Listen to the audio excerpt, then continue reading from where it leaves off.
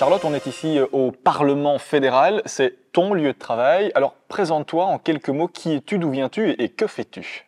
Je m'appelle Charlotte de Borsu, j'ai 27 ans et je viens de la plus belle ville du monde, comme tu le sais, après Wavre, bien sûr, après Wavre, c'est Namur. Et depuis le 9 juin, j'ai été élue députée fédérale et je suis encore pour quelques jours échevine à Namur et après j'arrêterai vu que je suis contre le cumul, donc je me consacrerai à 100% à mon mandat de députée fédérale. Alors Charlotte, tu as été l'une des plus jeunes élues en tant qu'échevine à Namur. Aujourd'hui, l'une des plus jeunes députées fédérales, y compris évidemment du groupe MR. Ça fait quoi d'être une jeune représentante de la nation? C'est avant tout un honneur parce que représenter la jeunesse au niveau le plus haut politique, le fédéral, ça reste quelque chose qui est très symbolique pour moi. Surtout pour moi, il n'y a vraiment pas assez de jeunes en politique. D'ailleurs, c'est pour ça que j'ai voulu me lancer. Donc, véritablement un honneur, une responsabilité aussi, vu qu'on n'est pas beaucoup dans l'Assemblée. Donc, il faut représenter fièrement la jeunesse à sa juste valeur et montrer que c'est pas parce qu'on est jeune qu'on n'a pas des choses à dire et des choses à raconter et surtout des choses à défendre. Alors Charlotte, est-ce que le métier aujourd'hui, le parcours que tu es en train d'opérer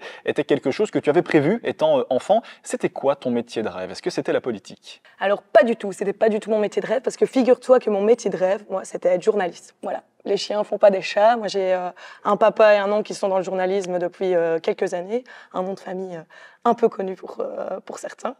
Mais donc, moi, je voulais être journaliste parce que j'allais même quand j'étais petite en reportage avec papa, je le suivais partout et j'adorais le fait d'interviewer les gens qu'on connaissait pas, le fait d'entendre des histoires et d'être au contact direct de la population, en fait. Je pense que c'est surtout pour ça que je me suis lancée en politique, c'est ce contact qui m'anime en fait. Et je l'ai découvert par le biais du journalisme. C'est pour ça que je voulais en faire mon métier en voyant ce que mon papa faisait. Mais après coup, je me suis dit, OK, ces histoires, je les entends, je les écoute, j'adore être en contact avec la population, mais qu'est-ce que j'en fais? Et c'est comme ça que ça m'est venu, cette idée, cette volonté finalement de défendre les gens en vue d'améliorer concrètement la vie des citoyens, parce que relater des faits, c'est sûr, c'est hyper important, informer, c'est important, mais faire quelque chose de ces informations concrètement pour améliorer la vie des citoyens, c'est ça qui m'a poussée à me lancer. Justement, Charlotte, est-ce que c'est finalement peut-être pas plus facile quand on est une fille de journaliste connue, de renommée, de pouvoir mettre un pied dans la politique? Est-ce qu'on n'est pas un peu pistonné? Parlons franc. Alors, honnêtement non, parce que moi j'ai rencontré plein de gens qui justement détestaient mon oncle ou mon papa, donc ça peut vraiment avoir l'effet inverse aussi. D'ailleurs, ils n'ont pas raison de les détester, moi je les adore, ils sont super, en toute objectivité. Mais donc, honnêtement, non. Et puis moi, je connais d'autres personnes qui étaient des fils d'eux en politique, qui se sont lancés et qui n'ont pas du tout réussi à aller au fédéral ou à même devenir échevin, qui n'ont pas eu les voies nécessaires. Donc honnêtement, il y a un réel travail de terrain qui est là. Après, certes, mon papa avait plein de connaissances et donc il y a un réseau important. Donc grâce à ça, je connaissais plein de gens et ça peut aider pour ramener des voix. Mais un piston, certainement pas. Et il faut dire que fille de, moi je suis surtout fille de journaliste, je suis pas de fille politique. Moi, je suis la seule à faire du journalisme, pas du journalisme, quiproquo. Je suis la seule à faire de la politique dans ma famille, bien que certains pensent que je suis la fille de Willy Borsu, alors que ça n'a rien à voir, rien à voir, c'est vrai. Et donc, non, honnêtement, c'est pas un piston. C'est surtout, pour moi, c'est un honneur d'avoir ce nom de famille, c'est un honneur d'avoir ma famille à mes côtés qui ont réussi leur carrière dans le journalisme, rien à voir avec moi. Mais c'est pas du tout. En plus, en politique, je le considère pas comme ça. Il y a Namur, qui est au cœur évidemment de ton parcours, de ta vie.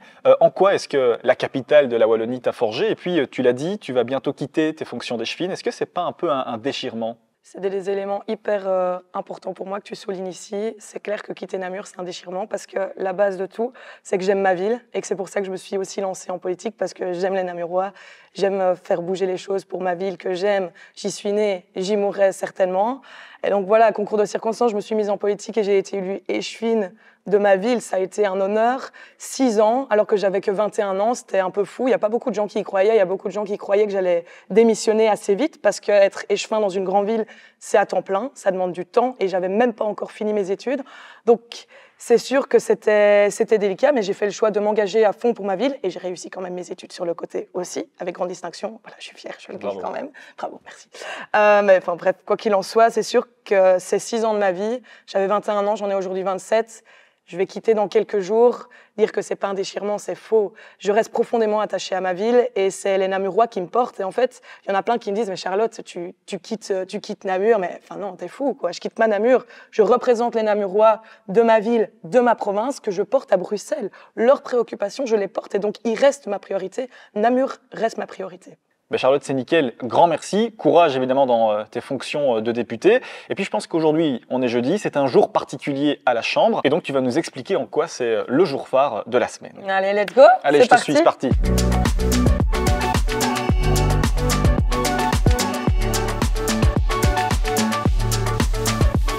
Et donc le jeudi, séance plénière. Ouais, jour sacré le jeudi. On va pouvoir, nous, en tant que députés, interpeller directement les ministres en séance et voter aussi pour les projets de loi. Donc c'est important, mais avant ça, toujours la réunion de groupe qui est aussi sacrée. Allez, on te suit. Allez, c'est parti.